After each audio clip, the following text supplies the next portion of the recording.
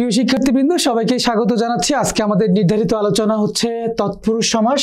আচ্ছা, তৎপুরুষ সমাস সম্পর্কে তোমরা আগেই জেনেছো যে পূর্বপদে বিভক্তির লোপ পাবে এবং এখানে পরপদের অর্থের প্রাধান্য থাকবে। খুব গুরুত্বপূর্ণ দুটি বিষয়, অর্থাৎ এই দুটি প্রধান বৈশিষ্ট্য। একটি হচ্ছে পূর্বপদে বিভক্তির লোপ পাবে, আরেকটি হচ্ছে পরপদের অর্থের প্রাধান্য থাকবে। এক্ষেত্রে নতুন একটি বিষয় তোমরা দেখো, বিভক্তি অর্থাৎ বিভক্তির সাইনগুলো কিন্তু আমাদের জানতে হবে, অর্থাৎ প্রথমা থেকে সপ্তমী বিভক্তি বিভক্তির সাইনগুলো আমাদের জানতে হবে এবং এগুলো জানি আমরা তারপর আমরা আলোচনা করব। দেখো তৎপুরুষ সমাসের এখানে কি বলা হয়েছে যে বিভক্তি অনুসারে এদের নামকরণ করা হয়েছে, অর্থাৎ যদি কোথাও দ্বিতীয় বিভক্তি লোপ পায় সেটা হচ্ছে দ্বিতীয় তৎপুরুষ। অর্থাৎ প্রথমা বিভক্তি মানে তো শূন্য বিভক্তি, তোমরা জানো যে প্রথমা বিভক্তি লোপ পায় না, অর্থাৎ দ্বিতীয় থেকে সপ্তমী পর্যন্ত লোপ পাবে। দ্বিতীয় বিভক্তি লোপ পেলে দ্বিতীয় তৎপুরুষ, তৃতীয় লোপ পেলে তৃতীয় তৎপুরুষ, এইরকম করে সপ্তমী তৎপুরুষ পর্যন্ত। এছাড়াও দেখো নয় তৎপুরুষ, অলুক তৎপুরুষ এবং উপপদ তৎপুরুষ, এই তিনটি বিষয় আমাদের আলোচনা করতে হবে। তাহলে আমাদের মোট 9 প্রকার তৎপুরুষ সমাসের আলোচনা আমরা করব। শুরুতে আসো যে তৎপুরুষ সমাস চেনার উপায়, এটা আমরা আগেই বলেছি যে পূর্বপদে বিভক্তি লোপ পায়। হ্যাঁ, আর কি বলছিলাম, কোন পদের প্রাধান্য থাকে তৎপুরুষ সমাসে? পরপদের প্রাধান্য থাকে। আরেকটি বিষয় হচ্ছে অলুক তৎপুরুষ সমাস। আবার দেখো বলা হয়েছে যে তৎপুরুষ সমাসে বিভক্তি লোপ পাবে, কিন্তু অলুক তৎপুরুষ সমাসে কিন্তু কোনো বিভক্তি লোপ পাবে না, এই জন্য এটির নাম হয়েছে অলুক। আরেকটি বিষয় দেখো, নয় তৎপুরুষ সমাসে পূর্বপদে কি থাকবে? না বোধক শব্দ থাকবে। এগুলো আমরা যখন ক্লাসিফিকেশনগুলো আলোচনা করব তখন বুঝতে পারবো। প্রিয় শিক্ষার্থী, কিন্তু এখন আসি আমরা, দেখো দ্বিতীয় তৎপুরুষ। দ্বিতীয় তৎপুরুষের আরেকটি নাম হচ্ছে কর্ম তৎপুরুষ। তো দ্বিতীয় তৎপুরুষ হচ্ছে কি, কোন বিভক্তি লোপ পাবে? দ্বিতীয় বিভক্তি। দ্বিতীয় বিভক্তি কোনটা? কে রে ব্যাপ্তি ব্যাপিয়া। আচ্ছা, কে রে ব্যাপ্তি ব্যাপিয়া, এই বিভক্তিগুলো লোপ পাচ্ছে। দেখো আচ্ছা, যে বিপদকে আপন্ন সেটা হচ্ছে বিপদ আপন্ন, তাহলে বিপদকে আপন্ন, তাহলে এই যে কে লোপ পেয়েছে, অর্থাৎ কে রে ব্যাপ্তি ব্যাপিয়া, এই চারটি হ্যাঁ সাইন লোপ পাবে। এরপরে দেখো ব্যতিক্রম কিছু চলে আসছে, যে গত, প্রাপ্ত, আপন্ন, আশ্রিত, অতীত, সংক্রান্ত প্রভৃতি তৎসম শব্দযোগে দ্বিতীয় তৎপুরুষ সমাস হয়। খুব গুরুত্বপূর্ণ। যেমন সংখ্যাকে অতীত, সেটি হচ্ছে সংখ্যাতীত, আমাদের আগেই বলা হয়েছে যে কে। আচ্ছা, ব্যাপ্তি বা ব্যাপিয়া বোঝালে কালবাচক পদের সঙ্গে দ্বিতীয় তৎপুরুষ সমাস হতে পারে। যেমন জীবন ব্যাপী আনন্দ, জীবন আনন্দ, তাহলে এখানে কি রয়েছে? ব্যাপিয়া রয়েছে। এরপর আমরা আসছি যে তৃতীয় তৎপুরুষ। তৃতীয় তৎপুরুষ হচ্ছে কি? করণ তৎপুরুষ, বিকল্প নামটি। তৃতীয় বিভক্তিগুলো কি? দ্বারা দিয়া কর্তৃক, এই দ্বারা দিয়া কর্তৃক লোপ পাবে। যেমন ধরো ঢেকি ছাটা, তাহলে ঢেকি দ্বারা ছাটা। পদদলিত, পদ দ্বারা দলিত। বাগ বিতণ্ডা, বাগ দ্বারা বিতণ্ডা, তাহলে ব্যাসবাক্যে কি? দ্বারা দিয়ে কর্তৃক, এই বিভক্তিগুলো আমাদের পূর্বপদ থেকে লোপ পেয়ে যায়। এরপর আসছি দেখো ব্যতিক্রমে, উন, হীন, শূন্য, পূর্ণ, আকীর্ণ, কম, রহিত, বর্জিত, অম্বিত, যুক্ত, বিশিষ্ট প্রভৃতি শব্দে পরে থাকলেও তৃতীয় তৎপুরুষ সমাস হয়। যেমন ধরো এক দ্বারা উন, তাহলে এখানে দ্বারা রয়েছে, পাশাপাশি উন। বিদ্যা দ্বারা হীন, হীন রয়েছে, দ্বারা রয়েছে। বিবেক দ্বারা রহিত, রহিত দ্বারা রয়েছে। অর্থাৎ আমরা যদি ব্যাসবাক্যের মাঝখানে খেয়াল করি তখনই আমরা কিন্তু বুঝতে পারবো যে এটি হচ্ছে তৃতীয় তৎপুরুষ। এরপর এসে চতুর্থী তৎপুরুষ।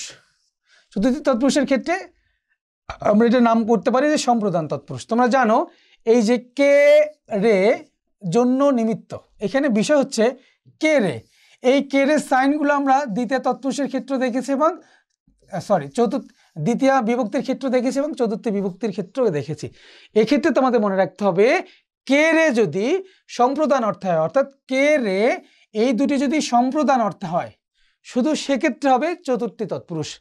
আর যদি কে রে সম্প্রদান অর্থে না হয় তখন হবে কি? দ্বিতীয় তৎপুরুষ। প্রিয় শিক্ষার্থীবৃন্দ, তোমরা বুঝতে পেরেছো আশা করছি। যেমন ধরো আরাম কে দ্বারা, অর্থাৎ আরামের জন্য কে দ্বারা, এখানে জন্য অর্থে বলা রয়েছে। পাঠশালা, দেখো পাঠের জন্য শালা, সেটি হচ্ছে পাঠশালা। তপবন, তপের নিমিত্তবন, অর্থাৎ নিমিত্ত জন্য উদ্দেশ্য অর্থে যদি হয় তাহলে হবে কি? সম্প্রদান তৎপুরুষ, যেটা আমরা বলি চতুর্থী তৎপুরুষ। এরপর আমরা আসছি দেখো পঞ্চমী তৎপুরুষ, এর বিকল্প নাম হচ্ছে অপদান তৎপুরুষ। পঞ্চমী তৎপুরুষের ক্ষেত্রে পঞ্চমী বিভক্তি কি? হইতে থেকেছে, এটি লোপ পাবে। যেমন লোক ভয়, লোক হতে ভয়। জেল মুক্ত, জেল থেকে মুক্ত। স্কুল পালানো, যেটা আমরা সবাই পালিয়েছি কিনা আমি জানি না আসলে। স্কুল পালানো, স্কুল হতে পালানো, দেখো তাহলে হতে থেকেছে লোপ পাবে। এরপর আসছি আমরা ব্যতিক্রমের ক্ষেত্রে। দেখো মুক্ত, ভীত, চ্যুত, জাত, আগত, ইতর, উত্তর প্রভৃতি শব্দ পরে থাকলে, হ্যাঁ এগুলো যদি পরে থাকে তার আগেও তো আমরা দেখবো যে আমাদের ওই হইতে থেকেছে এগুলো বিভক্তি থাকবে আমাদের। দেখো বিদেশ হতে আগত, মানব অপেক্ষা ইতর, ঋণ থেকে মুক্ত, বৃক্ষ হতে চ্যুত। সুতরাং তোমরা বুঝতে পেরেছো আশা করছি। এরপর আসছি আমরা ষষ্ঠী তৎপুরুষ। ষষ্ঠী তৎপুরুষের ক্ষেত্রে ষষ্ঠী বিভক্তি কি? রয়ের ষষ্ঠী, রয়ের ষষ্ঠী বিভক্তি লোপ পাবে। যেমন দেখো বন মধ্যে, তাহলে বনের মধ্যে, মাঝ নদী, এটা হচ্ছে নদীর মাঝে, একটু ব্যতিক্রম দেখবা। কর্ণকুহর, কর্ণের কুহর, তাহলে এখানে রয়ের লোপ পেয়েছে। যেমন হাত ঘড়ি, হাতের ঘড়ি, মাতৃসেবা, মাতার সেবা, রয়ের লোপ পেয়েছে। আলোচনা করছি সপ্তমী তৎপুরুষ, যেটাকে আমরা বলি অধিকরণ তৎপুরুষ। সপ্তমী বিভক্তিগুলো কি কি? এ অতে, এই এ অতে লোপ পাবে, এ অতে লোপ পায়, তাহলে হবে কি? অধিকরণ তৎপুরুষ বা সপ্তমী তৎপুরুষ। দেখো খেয়াল করো যে গাছ পাকা, সেটা হচ্ছে কি? গাছে পাকা, তাহলে গাছ এ পাকা, এই বিভক্তি লোপ পেয়েছে। মাথায় ছাতা, মাথায় অ। তাল কানা, তালে কানা। বাকপটু, বাকে পটু এ, তাহলে এ অতে যদি লোপ পায় সেটা হচ্ছে কি? সপ্তমী তৎপুরুষ। এরপর আমরা আসছি দেখো নয়ী তৎপুরুষ। নয়ী তৎপুরুষের ক্ষেত্রে মনে রাখবা যে তৎপুরুষ সমাসে পূর্ব পদে নাবাচক অব্যয়, নাবাচক অব্যয় যেমন না, নাই, নেই, নয়, নাই ইত্যাদি বসবে আর কি। দেখো যেমন অসময়, তাহলে অসময় ব্যাসবাক্য করলে কি হচ্ছে? ন সময়, সেটা হচ্ছে কি? অসময়, অর্থাৎ এখানে নাবাচক অব্যয় রয়েছে। যেমন নিখুঁত, তাহলে নাই খুঁত, সেটা হচ্ছে কি? নিখুঁত, নাবাচক অব্যয় রয়েছে। প্রিয় শিক্ষার্থী দেখো যে নয় তৎপুরুষ সমাসের ব্যাসবাক্যে যে শব্দটি থাকে না, যে শব্দটি থাকে না, কিন্তু নয় বহুব্রী সমাসের ক্ষেত্রে ব্যাসবাক্যে যে শব্দটি থাকে, অর্থাৎ নয় তৎপুরুষ এবং নয় বহুব্রীর মধ্যে যে পার্থক্যটা তোমরা কিভাবে করবা সেটির বিষয় এখানে বলা রয়েছে, এবং এর পরবর্তী আলোচনা আমরা শেষের দিকে অংশে করছি। এরপর আসি আমরা দেখো যে অলুক তৎপুরুষ সমাস। অলুক তৎপুরুষ সমাসের ক্ষেত্রে কি হবে? দেখো অলুক অর্থাৎ যেখানে বিভক্তি লোপ পায় না সেটাই হচ্ছে কি? অলুক, অর্থাৎ দ্বিতীয় থেকে সপ্তমী বিভক্তি লোপ পাবে না, সেটাই হচ্ছে কি? অলুক। যেমন ধরো কলের গান, কলের গান, তাহলে কলের রয়ের ষষ্ঠী লোপ পায়নি, কলের গান। মনের মানুষ ব্যাসবাক্য করলে হচ্ছে কি? মনের মানুষ, অর্থাৎ এই জায়গাগুলোতে বিভক্তি লোপ পায়নি, বিভক্তি লোপ না পাওয়ার কারণে এটি হচ্ছে কি? অলুক তৎপুরুষ। এরপর আসছে আমরা উপপদ তৎপুরুষ। খুব গুরুত্বপূর্ণ একটি বিষয় উপপদ তৎপুরুষ, ভালো করে তোমরা একটু খেয়াল করো, প্রশ্ন আসে প্রায়। উপপদ তৎপুরুষের সহজ বিষয় হচ্ছে দেখো যে উপপদের সঙ্গে কৃদন্ত পদের যে সমাস হয়, অর্থাৎ উপপদের সাথে যদি কৃদন্ত পদের সমাস হয়, ক্ষেত্রে তোমাদের দুইটা টার্ম মনে রাখতে হবে। একটা হচ্ছে উপপদ, একটা হচ্ছে কি? উপপদ, আর একটা হচ্ছে কৃদন্ত পদ। আমরা জানি উপপদ কোনটি? উপপদ হচ্ছে নামপদ। উপপদের আরেকটি বিকল্প নাম হচ্ছে কি? নামপদ। আর কৃদন্ত পদের বিকল্প হচ্ছে ক্রিয়াপদ। ক্রিয়াপদ অর্থাৎ নামপদের সাথে যদি ক্রিয়াপদের সমাস হয়, এটাকে কঠিন করে বলা আছে যে উপপদের সাথে যদি কৃদন্ত পদের সমাস হয় সেটাকে আমরা বলি উপপদ তৎপুরুষ সমাস। দেখো প্রিয় শিক্ষার্থীবৃন্দ, সহজ করে তোমাদের এখানে বলা আছে যে উপপদ তৎপুরুষ সমাসের ব্যাসবাক্যের গঠন।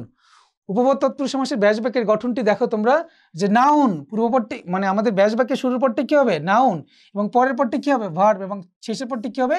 যে বা যা। দেখো উদাহরণে কি বলা আছে যে গৃহস্থ, গৃহে থাকে যে বা গৃহে থাকেন যিনি, সেটা হচ্ছে কি?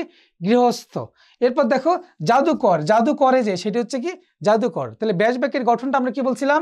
নাউন যোগ ভার্ব যোগ যে বা যা, অর্থাৎ নাউন যোগ ভার্ব যোগ যে বা যা, নাউন যোগ ভার্ব যোগ যে বা যা, নাউন যোগ ভার্ব যোগ যে বা যা। অর্থাৎ এখানে উপপদ কোনটি? এখানে উপপদ হচ্ছে নামপদ হচ্ছে কি? গৃহ, কৃদন্ত পদ হচ্ছে কি? থাকে। আচ্ছা, এখানে আমাদের উপপদ হচ্ছে কি? জাদু, আর এখানে কৃদন্ত পদ হচ্ছে কি? করে। অর্থাৎ নাউন যোগ ভার্ব যোগ যে বা যা, এটি হচ্ছে ব্যাসবাক্যের গঠন, আর মূল বিষয়টি হচ্ছে উপপদের সাথে কৃদন্ত পদের সমাস হবে। প্রিয় শিক্ষার্থীবৃন্দ, উপপদ তৎপুরুষ সমাস তোমরা মনে রাখতে পারো আরো অন্যভাবে, যে দেখবে যে সবগুলোই কিন্তু এক কথায় প্রকাশের মতো দেখাচ্ছে। কি দেখাচ্ছে? এক কথায় প্রকাশের মতো দেখাচ্ছে। এগুলো হচ্ছে খুব সহজ টেকনিক, এগুলো যদি তোমরা অবলম্বন করো তাহলে তোমাদের পরীক্ষায় হলে কনফিউজ হওয়ার কোনো সুযোগই থাকবে না। প্রিয় শিক্ষার্থীবৃন্দ, এরপর আমরা আলোচনা করছি দেখো দ্বিগু সমাস। দ্বিগু সমাস, দ্বিগু, দ্বির পরে কি? গু। একটু খেয়াল করো, দ্বির পরে কি? গু।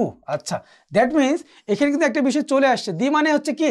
দুই, তারপরে মনে রাখবা এখানে একটা সংখ্যার ব্যাপার থাকতেছে। দেখো কি? যে সমার বা সমষ্টি বা মিলন অর্থে বিশেষ্য পদের সাথে, কোন পদের সাথে? বিশেষ্য পদের সাথে। বিশেষ্য পদের সাথে যদি সংখ্যাবাচক শব্দের সমাস হয়, অর্থাৎ বিশেষ্য পদের সাথে যদি সংখ্যাবাচক শব্দের সমাস হয়, সেটাকে আমরা বলবো দ্বিগু সমাস। এবং দ্বিগু সমাসের ক্ষেত্রে যে বৈশিষ্ট্যগুলো দেখো, দ্বিগু সমাসে একটি পদ হয় বিশেষ্য পদ, অন্যটি হয় কি? সংখ্যাবাচক পদ। যেমন চার রাস্তার সমাহার, একটি হচ্ছে আমাদের সংখ্যাবাচক শব্দ, আরেকটি হচ্ছে কি বিশেষ্য। আর ব্যাস বাক্যে কি এখানে রয়েছে? সমাহার বা সমষ্টি রয়েছে। আমরা আগে বলেছি ব্যাস বাক্যে যদি সমাহার বা সমষ্টি থাকে তাহলে সেটি হয় দ্বিগু সমাস। এরপরে দেখো দ্বিগু সমাসের সমাস নিষ্পন্ন পদটি কি হয়? বিশেষ্য পদ হয়। অর্থাৎ দ্বিগু সমাসের যে সমাস নিষ্পন্ন পদ এটি কিন্তু কি হবে? বিশেষ্য পদ হবে। অনেক সময় তোমাদের এমসিকিউতে এই প্রশ্নগুলো এসে যায়, যেমন 3 কালের সমাহার, সেটি হচ্ছে কি ত্রিকাল। দেখো এখানে সংখ্যাবাচক শব্দ, এরপর হচ্ছে কি বিশেষ্য পদ। প্রিয় শিক্ষার্থীবৃন্দ একটু খেয়াল করো, দেখো তাহলে কি বলা হয়েছে যে এখানে শর্ট টেকনিকটা একটু খেয়াল করো। পূর্বপদটা কি হবে? সংখ্যাবাচক। পরপদটা কি হবে? পরপদটা হবে বিশেষ্য। পরপদটা কি হবে? বিশেষ্য। আচ্ছা, এবং সমাহার বা সমষ্টি থাকবে। কি থাকবে? সমাহার বা সমষ্টি থাকবে। প্রিয় শিক্ষার্থীবৃন্দ আশা করছি তোমরা দ্বিগু সমষ্টি বুঝতে পেরেছো। আমি একটি সহজ এক্সাম্পল দিচ্ছি তোমাদের। যেমন আমি যদি বলি দেখো যে চৌরাস্তা, কি বলছি? চৌরাস্তা। তাহলে ব্যাস বাক্য করলে কি হচ্ছে? ব্যাস বাক্য করলে হচ্ছে 4 রাস্তার সমাহার। তাহলে আমরা বলছিলাম যে ব্যাস বাক্যে যদি সমাহার বা সমষ্টি থাকে তাহলে সেটি হয় কি? দ্বিগু সমাস। আর দ্বিগু সমাসের পূর্বপদটি অর্থাৎ ব্যাস বাক্যের পূর্বপদ, ব্যাস বাক্যের শুরুতেই কি থাকবে? 4, পরপদ হচ্ছে কি বিশেষ্য। অর্থাৎ সমস্ত পদের পূর্বপদটি কি হবে? সমস্ত পদের পূর্বপদটি হবে সংখ্যাবাচক শব্দ এবং পরপদটি হবে কি? বিশেষ্য। পরপদটি হবে কি? বিশেষ্য। অর্থাৎ সংখ্যাবাচক শব্দের সাথে যদি বিশেষ্য থাকে এবং ব্যাস বাক্যে যদি সমাহার সমষ্টি থাকে সেটি হচ্ছে দ্বিগু সমাস। এরপর আমরা আলোচনা করছি, দেখো দ্বিগু সমাসের এখানে বিস্তারিত আলোচনা এবং বিস্তারিত কিছু উদাহরণ দেওয়া আছে। আশা করছি স্লাইডে যে উদাহরণগুলো দেওয়া আছে তোমরা যদি ভালো করে পড়ো এখান থেকে তোমরা কমন পেতে পারো। এখন আলোচনা করতে হচ্ছে বহুব্রী সমাস। বহুব্রী সমাসের ক্ষেত্রে তোমরা খুব কনফিউজ হয়ে যাও যে স্যার এত প্রকার বহুব্রী আমরা আসলে মনে রাখবো কিভাবে? মনে রাখবা বহুব্রী সমাসের ক্ষেত্রে আমরা আগে বলেছিলাম কি যে সমাসে পূর্বপদ এবং পরপদ কোনো পদের অর্থের প্রাধান্য থাকবে না এবং ব্যাস বাক্যে যার বা যাদের থাকে। তাহলে দেখো দুইটা ক্রাইটেরিয়া, একটা হচ্ছে ব্যাস বাক্যে যার বা যাদের থাকে, আগেই বলেছি ব্যাস বাক্যে কি থাকবে? যার বা যাদের থাকবে। আর সমস্ত পদ দ্বারা পূর্বপদ বা পরপদ কোনো পদকে না বুঝিয়ে তৃতীয় কোনো ব্যক্তি বা বস্তুকে বোঝাবে, কোনো ব্যক্তি বা বস্তুকে বোঝাবে, অর্থাৎ অন্য অর্থ প্রকাশ করবে, সেটা হচ্ছে কি বহুব্রী সমাস। তো বহুব্রী সমাস চেনার কিছু উপায় আমরা এখানে দিয়েছি। তাছাড়াও এখানে যে উপায়গুলো আমরা আলোচনা করলাম এই উপায়গুলো ছাড়া অতিরিক্ত কিছু উপায় তোমাদের এখানে দেওয়া আছে, তোমরা একটু দেখে নাও। একটু স্লাইডগুলো আমি দেখাচ্ছি, তোমরা একটু স্লাইডগুলো একটু স্ক্রিনশট দিয়ে রাখো, এই স্লাইডগুলো তোমরা একটু দেখে নিবা, একটু দেখো। হ্যাঁ, এটা হচ্ছে অতিরিক্ত কিছু তথ্য দেওয়া আছে। আর বহুব্রী সমাসের যে ক্লাসিফিকেশন, বহুব্রী সমাস 8 প্রকার। এর মধ্যে দেখো সমানাধিকরণ বহুব্রী, বেদীকরণ, ব্যতিহার, নয়ীয়, মধ্যপদলোপী, প্রত্যয়ান্ত, অলুক এবং সংখ্যাবাচক বহুব্রী। মনে রাখবা তোমরা বহুব্রী সমাসের ক্ষেত্রে কোনটি কোন প্রকারের বহুব্রী এটা কিন্তু বিশ্ববিদ্যালয় ভর্তি পরীক্ষার জন্য খুব ইম্পর্টেন্ট, খুবই গুরুত্বপূর্ণ। তোমরা টেক্সট বুকে পড়েছো, আমাদের লেকচার শিটের ডিটেলস আলোচনা দেওয়া আছে, তোমরা একটু খেয়াল করবে। আমি তোমাদের সুজন্যে একটু আমি যে বিষয়গুলো বেশি ঝামেলা সেটা আলোচনা করে দিচ্ছি। দেখো শুরুতে আলোচনা করছি কি ব্যতিহার বহুব্রী। ব্যতিহার বহুব্রীর ক্ষেত্রে সহজ বিষয়টি হচ্ছে দেখো ক্রিয়ার পারস্পরিক অর্থ বোঝাবে। কি বোঝাবে? ক্রিয়ার পারস্পরিক অর্থ বোঝাবে। আরেকটা বিষয় এখানে খেয়াল করো, আমি যদি একটু উদাহরণের সাহায্যে তোমাদের বিষয়টি বুঝিয়ে দিই, দেখো কিরকম হয় যে হাসাহাসি, ব্যাস বাক্য করলে কি হয়? হাসতে হাসতে যে ক্রিয়া সেটি হচ্ছে কি হাসাহাসি। কোলাকুলি অর্থাৎ কোলে কোলে যে মিলন সেটা হচ্ছে কি কোলাকুলি। একটু খেয়াল করে দেখো যে হাসাহাসি এখানে পূর্বপদটি কোন প্রত্যয় যোগে? আ প্রত্যয় যোগে। হাসা আ প্রত্যয়, হাসি কোন প্রত্যয়? ই প্রত্যয়, দেখা দেখি আ প্রত্যয় এবং ই প্রত্যয়, কোলাকুলি কোলা আ প্রত্যয়, কুলি কোন প্রত্যয়? ই প্রত্যয়। অর্থাৎ পূর্বপদটি আ প্রত্যয় যোগে এবং পরপদটি কি ই প্রত্যয় যোগে থাকবে এবং এখানে কি ক্রিয়ার পারস্পরিকতা বুঝাবে। যেমন কানা কানি, কানে কানে যে কথা, কানা আ প্রত্যয়, কানি ই প্রত্যয়। অর্থাৎ আ প্রত্যয় এবং ই প্রত্যয় যুক্ত শব্দগুলো ক্রিয়ার পারস্পরিকতা বুঝালে সেটি হয় কি ব্যতিহার বহুব্রী। এরপর আমরা আসছি কি দেখো নয় বহুব্রী, অর্থাৎ যে বহুব্রী সমাসে নাবাচক উপায় শুরুতেই থাকবে। যেমন দেখো বেকার, ব্যাস বাক্য করলে কি হচ্ছে? নেই কার যার, সেটা হচ্ছে কি বেকার। তাহলে ব্যাস বাক্যের শেষে কি থাকলো? যার বা যাদের। আমরা বলছিলাম ব্যাস বাক্যে যদি যার থাকে তাহলে সেটি হয় কি বহুব্রী। তাহলে এটা হচ্ছে বহুব্রী। আচ্ছা দেখো, এবং এখানে আমাদের নেই কার যার, সেটা বেকার। এই যে বে যে উপসর্গটি যে অব্যয় রয়েছে এই অব্যয়টি কিন্তু না মানে নেই অর্থে ব্যবহৃত হয়েছে, অর্থাৎ না বোঝক অর্থে ব্যবহৃত হয়েছে। যেমন ধরো অথই, তাহলে নেই থই যার, সেটা হচ্ছে কি অথই। তাহলে এখানে অথই, এখানে অর্থাৎ এই অব্যয়টি নেই মানে নাই অর্থে ব্যবহৃত হয়েছে এবং যার বাক্যের শেষে থাকলো। যার থাকলে হচ্ছে কি বহুব্রী, যার থাকলে বহুব্রী এবং নাবাচক অব্যয় থাকার কারণে এটি হচ্ছে কি নয়ীয় বহুব্রী। প্রিয় শিক্ষার্থীবৃন্দ আশা করছি এটি তোমরা বুঝতে পেরেছো। এরপর আসে অলুক বহুব্রী, অর্থাৎ যে বহুব্রী সমাসে বিভক্তি লোপ পাবে না সেটি হচ্ছে কি অলুক বহুব্রী। দেখো কি বলছি যে গায়ে পড়া যার, সেটি হচ্ছে কি গায়ে পড়া। গলায় গামছা যার, সেটা হচ্ছে গলায় গামছা। দেখো ব্যাস বাক্যে কি থাকলো? যার থাকলো। দ্যাট মিনস এটি বহুব্রীহি। আচ্ছা, এখানে কি বিভক্তি লোপ পেয়েছে? বিভক্তি লোপ গলায় বিভক্তি লোপ পায়নি, দ্যাট মিনস এটি অলুক, দ্যাট মিনস এটি হচ্ছে কি অলুক বহুব্রীহি। যেমন ধরো যে কানে কলম যার, সেটি হচ্ছে কানে কলম। আচ্ছা, যার থাকলে কি হয়? বহুব্রীহি। ব্যাস বাক্য লোপ, মানে কি জানি বলে আমাদের বিভক্তি লোপ পায়নি, দ্যাট মিনস এটি হচ্ছে কি অলুক।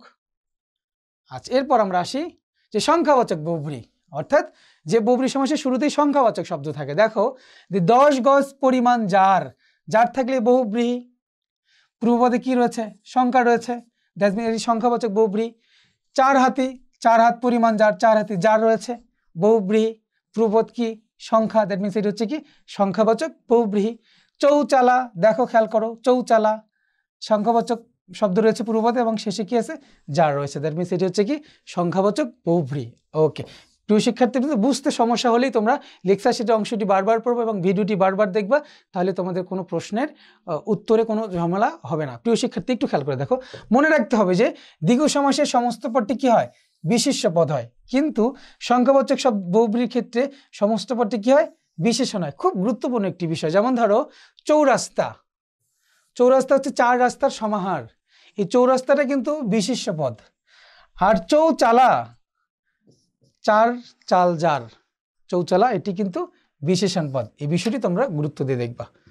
এরপর আমরা আসছি, দেখো নিপাত অনিষিদ্ধ বহুব্রীহি। অনেক সময় বিশ্ববিদ্যালয় ভর্তি পরীক্ষায় নিপাত অনিষিদ্ধ বহুব্রীহি থেকে প্রশ্ন এসে যায়। নিপাত অনিষিদ্ধ বহুব্রীহি যে উদাহরণগুলো দেওয়া আছে, এই কয়েকটি যদি তোমরা মনোযোগ দিয়ে পড়ো, তাহলে ইনশাআল্লাহ আশা করছি নিপাত অনিষিদ্ধ বহুব্রীহির যে প্রশ্ন, সে প্রশ্নগুলো তোমাদের সলভ করতে খুব সুবিধা হবে।